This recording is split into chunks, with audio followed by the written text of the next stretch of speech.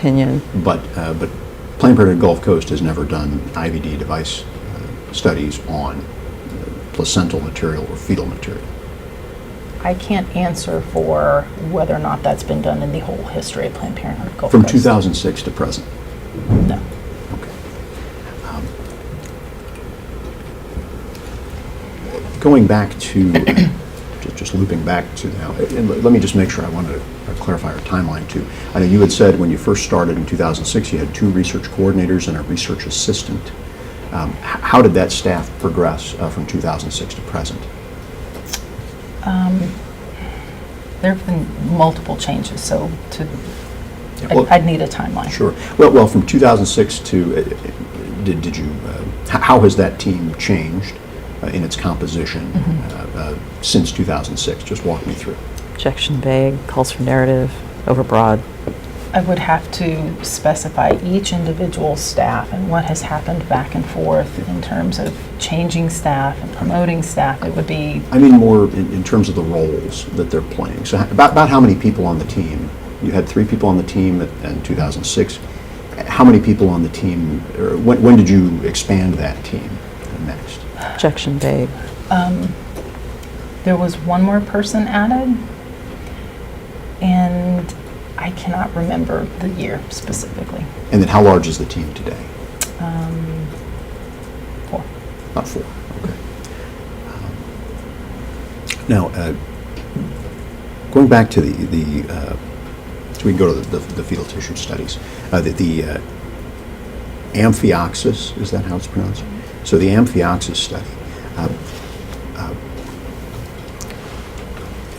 You said that was proceeding when you were when you joined Planned Parenthood Gulf Coast. Correct.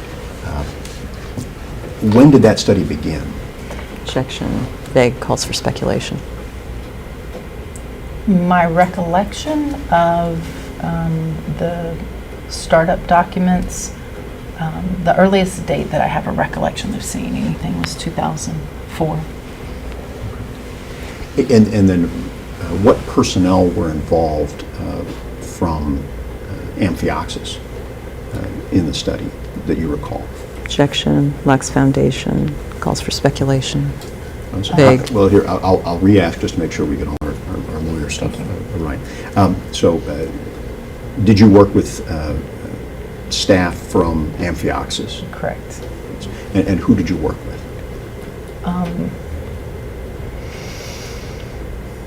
There was an individual, I don't have any recollection of her name or title, that we coordinated day-to-day activities with, because the specimens were time and temperature sensitive, so she would pick those up daily based on the lab. Okay. And based on their lab. Do you know an individual named Dr. James Kelly?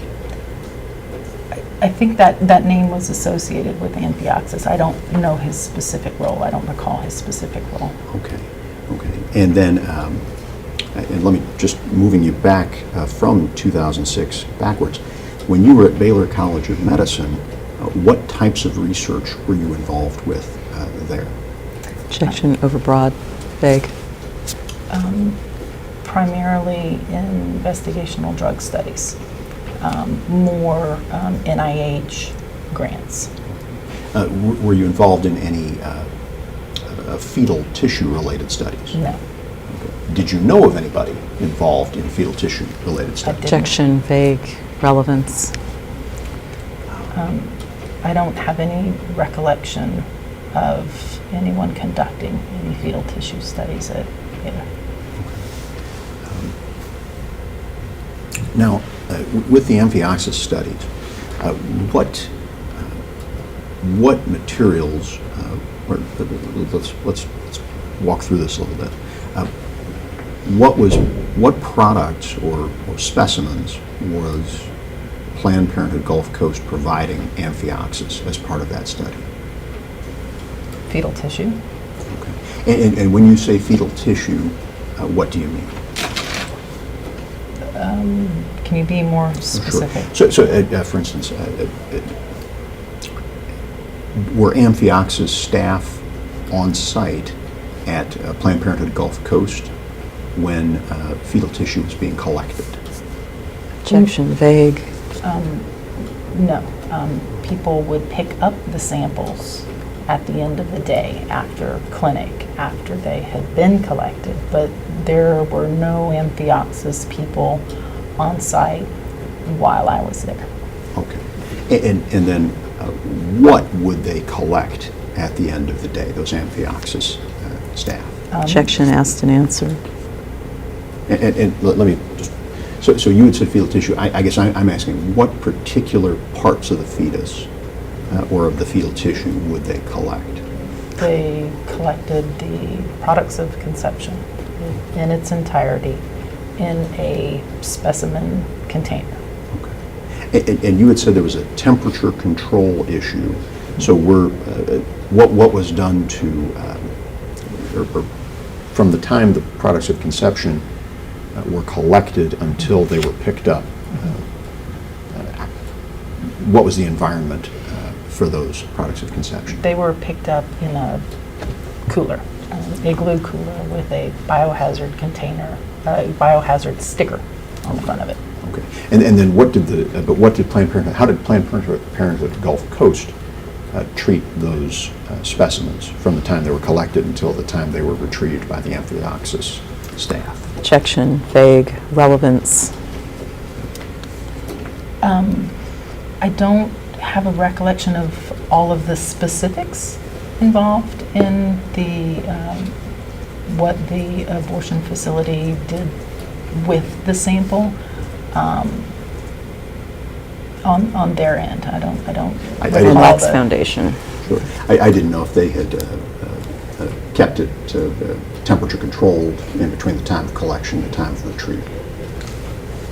Objection, Lax Foundation. I would have to speculate, Don't speculate. and I'm not going to. Fair enough.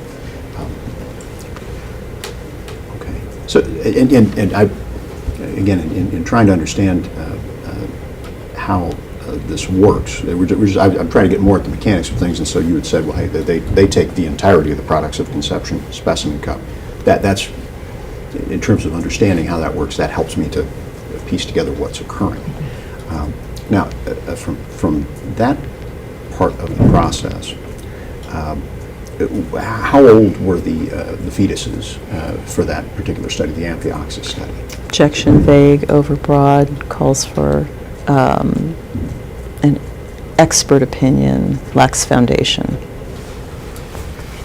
There was a gestational age range. I can't recall what it was. What was it? Do you recall whether it was first trimester or second trimester?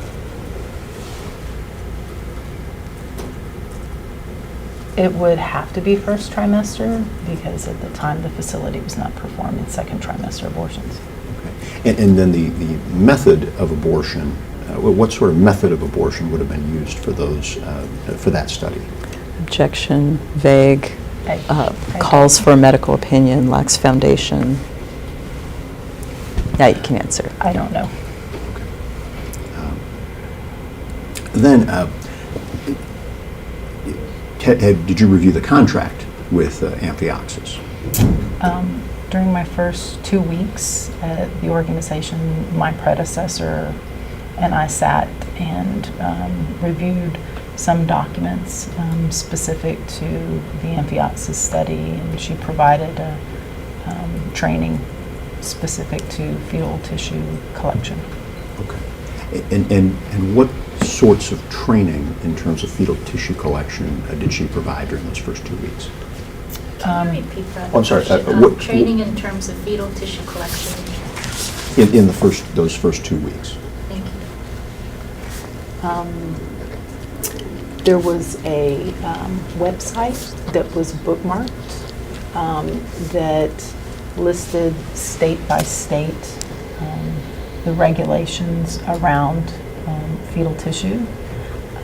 She explained that it's not permissible to charge for fetal tissue or pay the patient a stipend in order to donate the fetal tissue.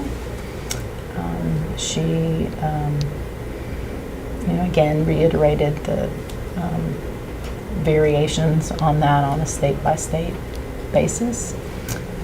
She explained, in general, what the fetal tissue was for. She explained the process that we were following, in terms of notifying Amphioxus if there are samples, scheduling when they're going to pick up, coordinating that with the front desk so they knew to expect them. The ongoing daily communications that we had with Amphioxus about whether or not we were going to be enrolling that day. And then to the contract terms, there was some level of payment made to Gulf Coast, Planned Parenthood Gulf Coast. What was the payment made to Planned Parenthood Gulf Coast? Objection, overbroad, calls for legal conclusion, vague. I don't remember all of the terms of the contract. The initial contract and any fees that may have been in place prior to when I started there. There were fees for the informed consent process itself, and I can't recall if there was other fees. Okay. Normally it's my understanding there might be a fee for supplies of some sort. Would that have been part of your negotiation, or would that have been part of the contract as well? Objection, vague, misstates the testimony. I would not use the word normally.